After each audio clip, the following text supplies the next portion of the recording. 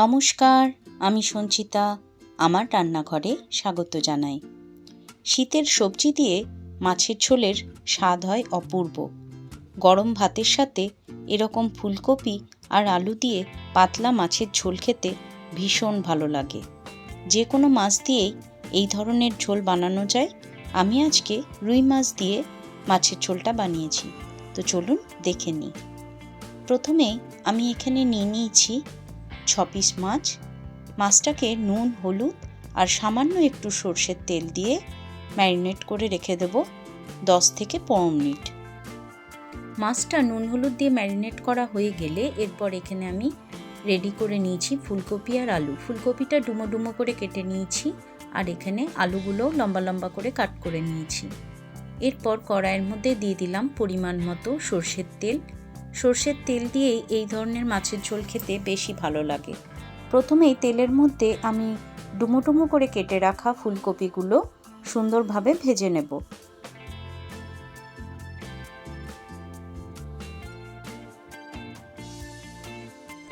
ফুলকপি ভাজার সময় এখানে অ্যাড করে দিলাম সামান্য পরিমাণ হলুদ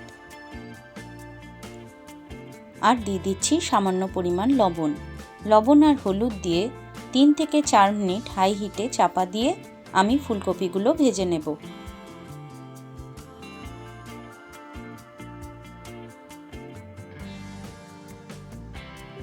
ফুলকপিগুলো সুন্দরভাবে ভাজা হয়ে গেছে।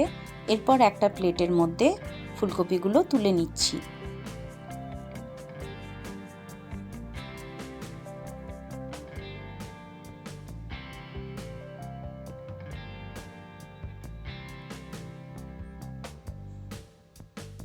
এরপর লম্বা লম্বা করে কেটে রাখা আলুগুলো আমি ভেজে নিচ্ছি। এখানে তেলের মধ্যে হলুদ রয়েছে বলে আলুগুলোতে আর হলুদ অ্যাড করছি না। সামান্য পরিমাণ লবণ দিয়ে চাপা দিয়ে এগুলোও 3-4 মিনিট লাল লাল করে ভেজে নেব।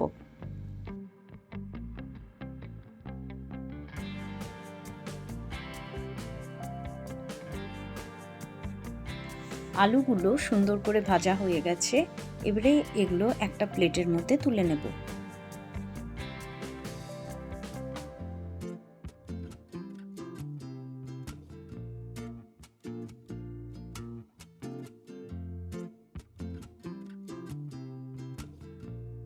ফুলকপি আর আলুটা সুন্দরভাবে ভাজা হয়ে গেলে ওই কড়াইয়ের মধ্যেই কিছুটা পরিমাণ তেল অ্যাড করে তেলটা গরম হয়ে গেলে মাছগুলো ভেজে নেব।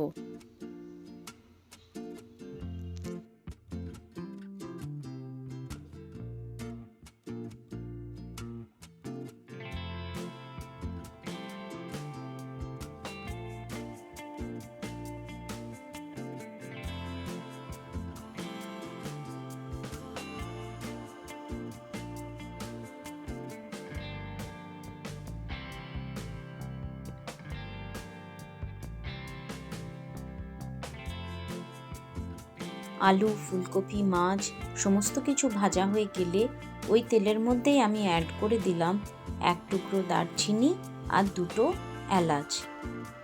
এগুলোর থেকে সুন্দর একটা গন্ধ বেরিয়ে এলে একটা মিডিয়াম সাইজের পেঁয়াজের পেস্ট আমি এখানে দিয়ে দিলাম। পেঁয়াজটাকে সুন্দর করে প্রথমে ভেজে নেব।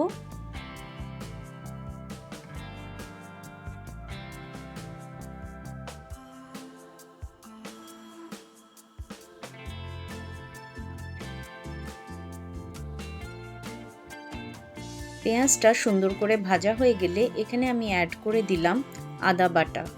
1 চামচ আদা বাটা এখানে অ্যাড করলাম। আদাটাও এবারে সুন্দর করে ভেজে নেব। আদাটা কাঁচা গন্ধ চলে গেলে এরপর একটা বড় সাইজের টমেটোর পেস্ট এখানে অ্যাড করে দিলাম। টমেটোটাকে 3 থেকে 4 মিনিট নাড়াচাড়া করে ভালোভাবে কষিয়ে নিতে হবে। টমেটোর কাঁচা গন্ধ চলে গেলে এরপর কিছু বেসিক গুঁড়ো মশলা এখানে অ্যাড করে দিচ্ছি। হলুদ গুঁড়ো 1/2 চামচ, কাশ্মীরি লঙ্কার গুঁড়ো 1/2 চামচ, এখানে দিয়ে দিলাম জিরে গুঁড়ো 1/2 চামচ আর ধনে গুঁড়ো 1/2 চামচ। বাটি ধোয়া জলটা এখানে অ্যাড করে মশলাগুলো ভালো করে নাড়িয়ে চাড়িয়ে কষিয়ে নেব।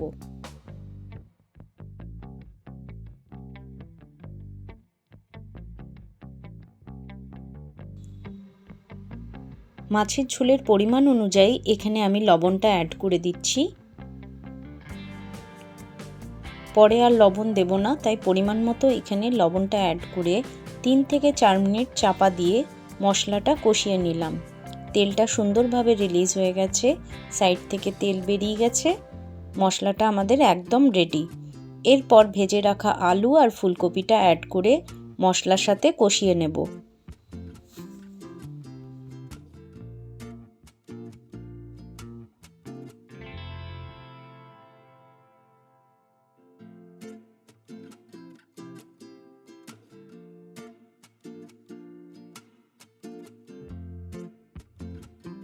আলু আর ফুলকপিগুলো মশলার সাথে ভালোভাবে 3 থেকে 4 মিনিট ধরে কষিয়ে নিতে হবে। এই সময় চাপা দেবেন না। এরপর ঝালের জন্য এখানে অ্যাড করে দিলাম চেরা কাঁচা লঙ্কা। কাঁচা লঙ্কাগুলো দিয়ে ভালোভাবে মিশিয়ে নেব। এই চেরা কাঁচা লঙ্কাগুলোর জন্য আলু ফুলকপি মাছ দিয়ে ঝোলে একটা সুন্দর ফ্লেভার বেরিয়ে আসবে। এরপর ঝোলের পরিমাণ অনুযায়ী আমি এখানে 1 গ্লাস গরম জল অ্যাড করে দিলাম। ঝোলের পরিমাণ অনুযায়ী আপনারা জলটা অ্যাড করবেন। চাইলে কমাতে পারেন, আবার চাইলে একটু বাড়িয়েও দিতে পারেন। আমি আর একটু জল অ্যাড করে ঝোলটা ফুটতে দিয়ে দিলাম। 3 থেকে 4 মিনিট ঝোলটা ফুটে গেলে এরপর এর মধ্যে ভেজে রাখা মাছগুলো অ্যাড করে দেব। প্রথমেই দেখে নেব আলুগুলো সুন্দরভাবে এখানে সেদ্ধ হয়েছে কিনা। আলুটা সুন্দরভাবে সেদ্ধ হয়ে গেছে। এরপর এখানে ভেজে রাখা মাছগুলো আমি অ্যাড করে দিচ্ছি।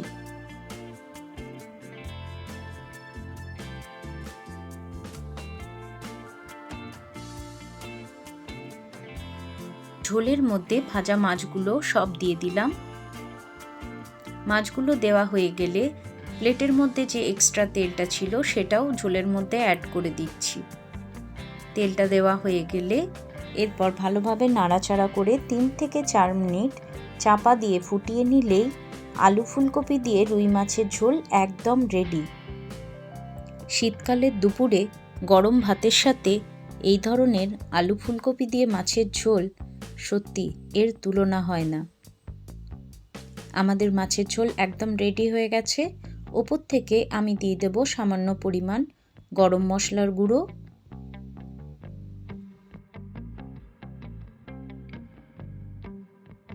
আর দিয়ে দিচ্ছি কিছুটা পরিমাণ কুচনো ধনেপাতা। এই সময় ধনেপাতার ফ্লেভারটাও মাছের ঝোলের মধ্যে দারুণ লাগে।